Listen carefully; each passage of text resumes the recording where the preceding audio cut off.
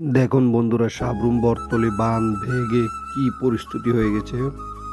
এই যে কত বাড়ি ঘর জলের তলায় মিশে গেছে, রাস্তা পর্যন্ত দেখাই যাচ্ছে না।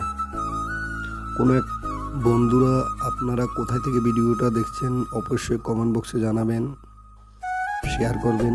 দেখেন আমাদের দক্ষিণ ত্রিপুরার অবস্থা কি। এই যে পুরোটাই জলাশয় হয়ে গেছে, গ্রাম, অনেকটা গ্রাম জলের তলায় মিশে গেছে। দেখুন বিএসএফ ক্যাম্পে পুরো জলের তলায় বিএসএফ ক্যাম্প।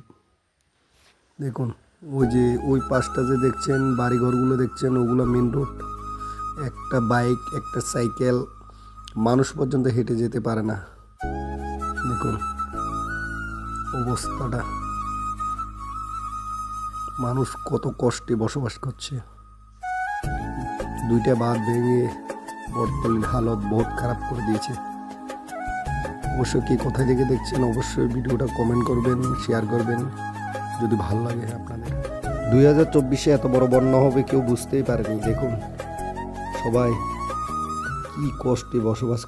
এখানে যে অবস্থা, জল 2 দিনেও কমবে না, অঠাই জল হয়ে গেছে, অঠাই।